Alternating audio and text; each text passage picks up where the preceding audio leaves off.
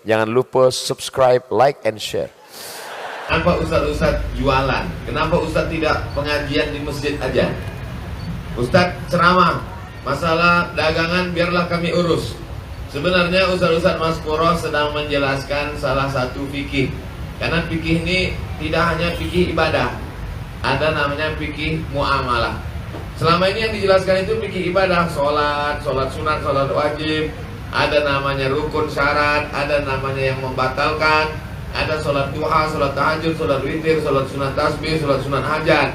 Ada namanya fikih haji, itu ibadah. Tapi ada satu lagi yang disebut dengan fikih muamalah.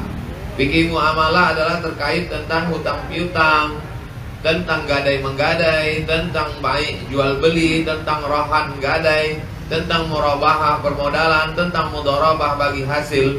Yang selama ini itu hanya diajarkan teori, bahkan di sebagian masjid tidak diajarkan lagi. Jadi nanti kalau ada yang bertanya, kenapa Ustadz Maspuro perlu buka Yolala Maspuro? Karena sebenarnya Ustadz ingin mengajarkan apa itu fikih muamalah, bagaimana cara berjual beli. Di UIN, di IAIN dulu yang sekarang berubah menjadi UIN itu, ibu-ibu, bapak-bapak, ada namanya fakultas syariah. Di fakultas syariah itu ada namanya jurusan muamalah. Muamalah itu artinya ekonomi Islam. Dan saya kalau ceramah di mana-mana itu tidak keluar dari tiga. Yang pertama perbaikan pendidikan, yang kedua perbaikan ekonomi, yang ketiga perbaikan politik. Perbagian pendidikan, mari kita mengaji di masjid non formal. Untuk yang formal, mari kita masukkan anak sekolah SD Quran, STK Quran, SD Quran, SMP Quran, SMA Quran. Lalu kemudian yang perbaikan ekonomi, mari belanja ke warung tetangga. Belanjalah dengan cara baik dengan saudara-saudara kita, karena uangnya berlebih, nanti dia akan berzakat, berwakaf, berinfak, dan bersedekah. Yang ketiga, perbaikan politik. Pilihlah anggota legislatif, calon-calon pemimpin pilkada yang peduli kepada ajaran Islam. Dimanapun saya ceramah, 3 poin itu yang selalu saya sampaikan. Jadi hari ini Ustadz tidak hanya sekedar bicara apa itu tangan di atas lebih baik dari tangan di bawah, apa itu mencari harta dunia, selesai sholat idza qudiyati sholat fantashiru fil ard, bertebaranlah di atas muka bumi, wabtaghu min fadlillah, carilah rezeki karunia Allah.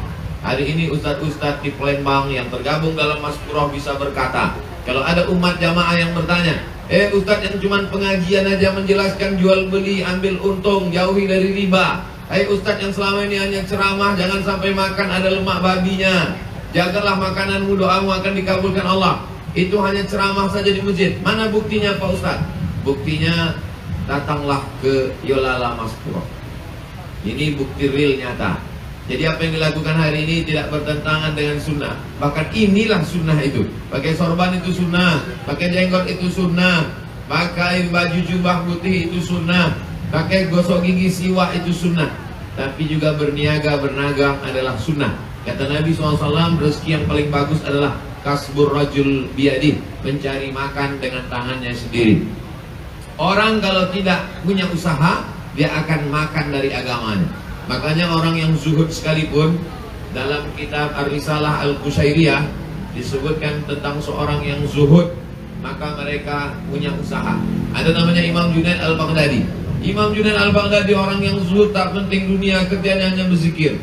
Tapi dia tetap mati ditanya Allah, apa usahamu? Dia punya satu toko, dan kalau pagi dia pergi ke pasar, dia buka tokonya. Kalau ada pembeli dia layani, kalau tak ada pembeli dia sholat sunat. Kalau ada pembeli dia layani, tak ada pembeli dia sholat sunat. Asal habis 400 rakaat dia tutup tokonya, dia pulang ke rumah. Karena nanti dia akhirat akan ditanya, apa usahamu? Nanti ustaz-ustaz akan ditanya di hadapan Allah, apa usahamu? Maka yang bisa menjawab itu adalah Ustadz Maspuro. Usaha kami adalah Yolala Maspuro. Ketika Ustadz Somad ditanya, hai Abdul Somad, apa usahamu? Aku ikut menggunting pitanya. Jadi ini melepaskan tanggung jawab di hadapan Allah Subhanahu wa Ta'ala. Apapun minumnya, makanannya Yolala Maspuro. Apapun makannya, minumannya oke. Tapi persen untuk saya belum jelas lagi nih. Saya sampai hari ini semua endorse itu tidak pernah saya ambil seperak haram pun. Semua endorse itu karena ini adalah usaha membangkitkan ekonomi. Allah hanya suruh kau ambil Bambu, pasang kail mata pancing, pasang tali pancingnya, kasih umpan cacing atau kodok. Udah selesai. Masalah ikan apa yang datang itu urusan Allah SWT. Urus urusan kita, urusan Allah biar Allah yang ngurus. Jangan sibuk ngurus urusan Allah sampai kita lupa urusan kita. Kenapa kau tak pasang pancing? Iya kalau ada ikannya. Kalau tak ada, masalah ada tak ada ikan itu urusan Allah. Ambil bambu, ambil kayu, pasang mata kail pancing, kasih umpan. Ikan apa yang datang? Itu urusan Allah SWT. Dipasang 10 mata kail pancing, tarik yang satu, umpannya hilang. Tarik yang satu, pancingnya hilang. Tarik yang satu, talinya putus. Tarik yang satu, hilang semuanya. Husnuzon pada Allah, pulang ke rumah. Rupanya Allah mau kasih kita ikan masak. Duduk di rumah, datang ikan pindang yang sudah matang. Itu urusan Allah. Tak ada yang sulit bagi Allah. Innama amruhu idza arada syai'an ayaqula lahu kun fayakun. Jadi nanti kalau ada yang bertanya, kenapa itu Ustaz Maskurah itu kalau ini kan urusan dia pengajian saja di masjid. Pengajian di masjid itu teorinya. Selama ini prakteknya sholat sunat tasbih sudah, sholat sunat istisqa sudah. Mereka sekarang sedang mempraktekkan fikih muamalah dagang. Inilah pendidikan umat yang sesungguhnya. Maka insya Allah rekaman kita hari ini disiarkan kemanapun juga, nanti ditonton oleh jamaah dimanapun berada. Maka jamaah di seluruh dari mulai Aceh sampai Papua, Sulawesi, Makassar, Banjarmasin terinspirasi dengan yang dilakukan Mas Purah di kota Palembang insya Allah. Selama ini Ustadz terpecah belah dengan ormasnya, dengan partainya, dengan calegnya, dengan kelompoknya, dengan mazhabnya, dengan pesantrennya. Lalu kemudian ustadz-ustadz menyatu dalam sebuah persatuan yang luar biasa bernama Mas Purah. Pengajiannya juga menyatu dalam majelis yang besar di Benteng Kuta Besar. Masalah kesatuan ustadz-ustadz para habaib sudah selesai. Sekarang naik ke fase yang kedua, bagaimana membangkitkan ekonomi umat. Tapi ini baru 2 saja yang dipenuhi. Di antara kebutuhan umat baru hanya 2, minuman dengan makanan. Minumannya oke-oce, makanannya yolala. Yolala itu tadi sudah dijelaskan oleh Pak Gubernur. Yolala itu artinya yolah nian. Memang betul-betul inilah dia, tak ada yang lain maksudnya itu. Nah, tapi kalau kita perhatikan keperluan umat tidak hanya makanan dan minuman. Sekarang coba kita inventarisir keperluan umat dari mulai bangun pagi. Bangun pagi dia masuk ke kamar mandi, dia mandi. Sekarang sabunnya ternyata bukan punya kita. Maka ke depan insya Allah Mas Purah juga memproduksi sabun. Habis itu dia mandi, dia pakai sampo. Ternyata samponya punya si Macron yang mengejek Nabi.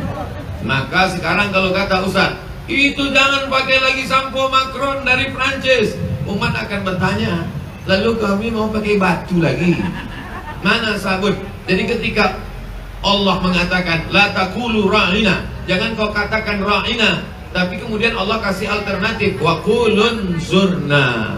Kalau tidak mau pakai ra'ina, pakai unzurna. Nah, sekarang kalau kita melarang orang, jangan makan ini pakai lemak babi, jangan makan ini campurnya tak jelas, jangan makan ini entah halal entah tidak. Orang bertanya, yang betul-betul halal itu mana? Yang telur ayamnya dicuci dibasuh dulu mana? Yang mencuci yang masaknya pakai selawat itu mana? Yolala.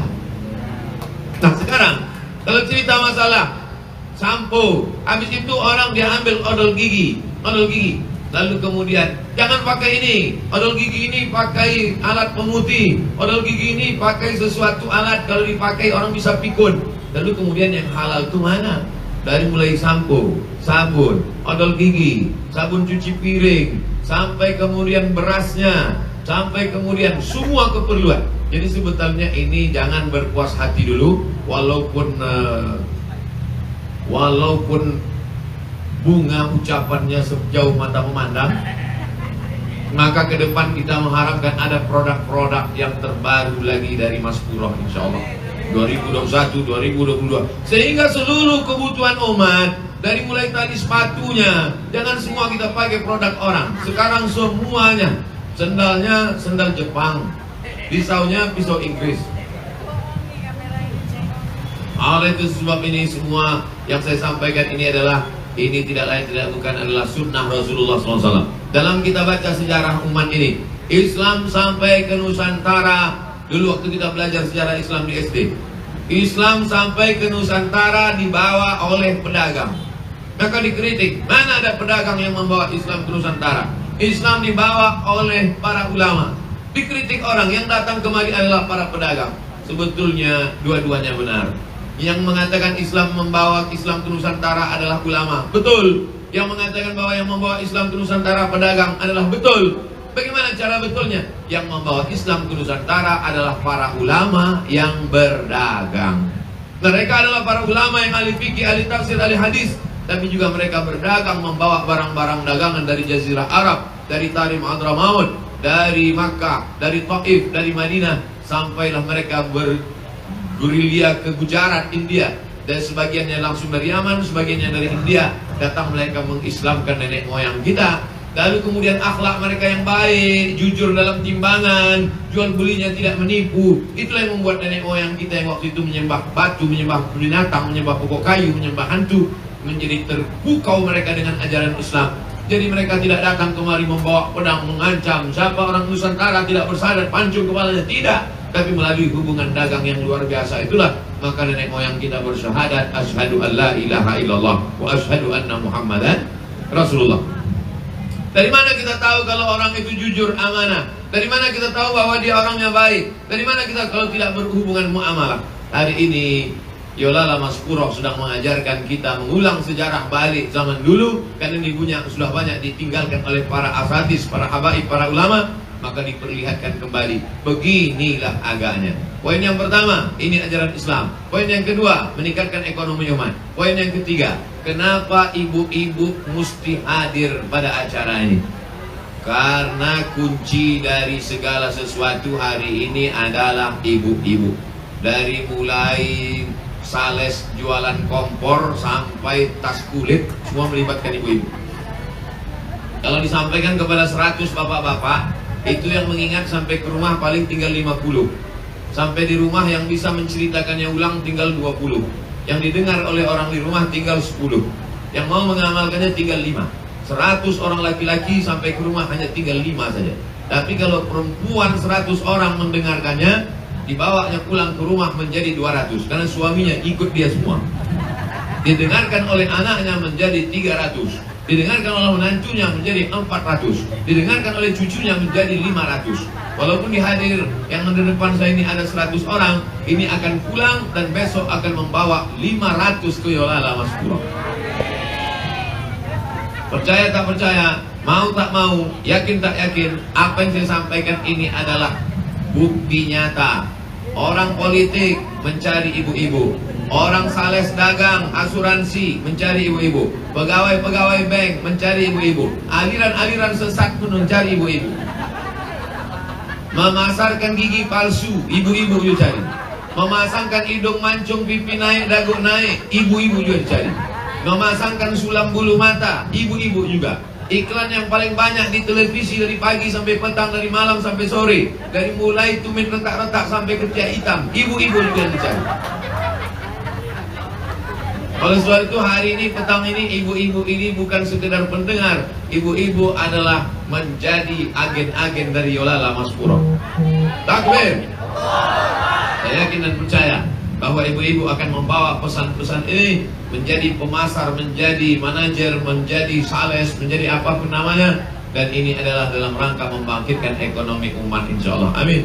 Ya Rabbal Amin. Pak Polisi pun datang. Pak Polisi akan datang balik ke Kapolres, datang balik ke Polres, ke Polda, dan akan menyampaikan cerita Yolala ini. Maka semua polisi besok semuanya makan Yolala Maspuro. Udah, sampai pesannya semua. Bapak-bapak udah, ibu-ibu udah, polisi-polisi udah. Tentara kenapa tak diundang? Penting ini semua. Penting apa tak penting? Penting. Bapak Ibu yang dimuliakan Allah Subhanahu wa taala. Selama ini kita diajarkan di masjid-masjid, man bana masjidan, siapa yang bangun masjid, banallahu mislahu baitan fil jannah. Siapa yang bangun masjid maka dibangunkan Allah tempat di surga. Bagaimana mau bangun masjid kalau duit tak ada? Selama ini diajarkan al-yadul ulya khairum min al-yadi sufla. Tangan di atas lebih baik daripada tangan di bawah. Bagaimana tangan di atas memberi kalau kita meminta-minta tak ada usaha?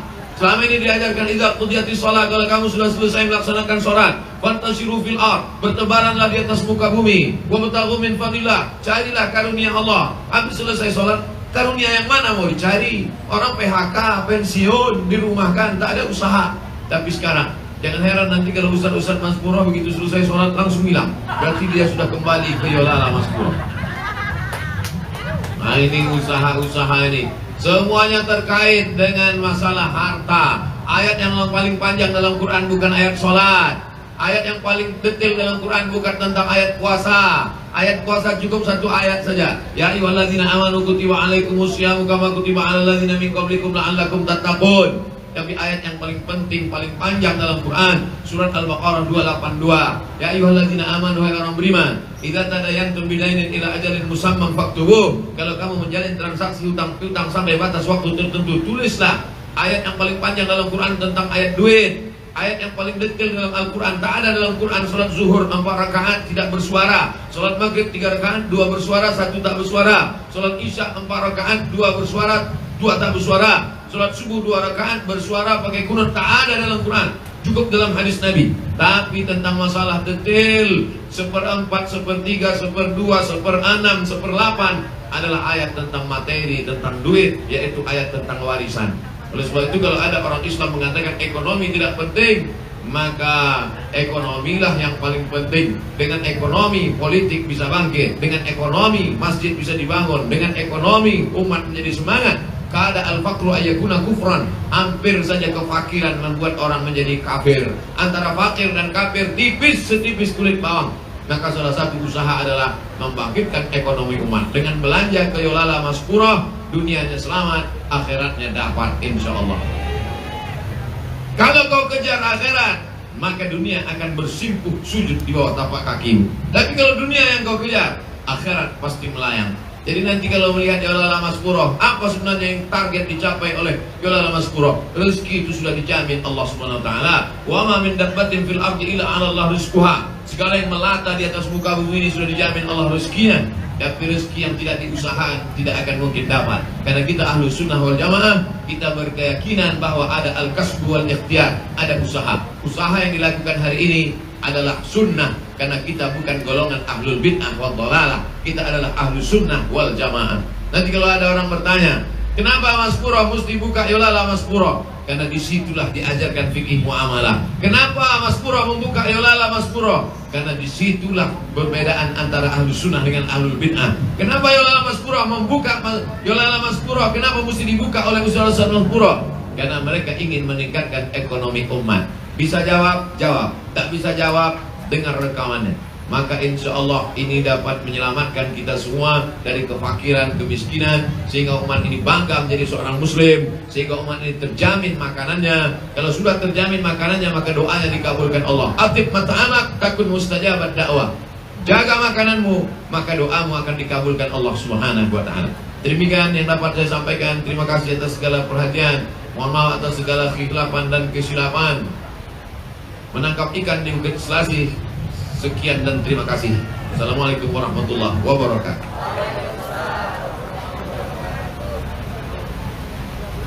Jazakumullah khairul jaza pada Ustaz Haji Abdul Somad yang telah menyampaikan tausiahnya.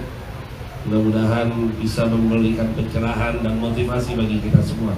Selamat datang Bapak Rizal Alwi, Dirpam Outfit Polda Sumatera Selatan. Selamat datang Bapak Dr. Reza, Kepala Badan Kepegawaian Daerah Pemkot Kota Palembang.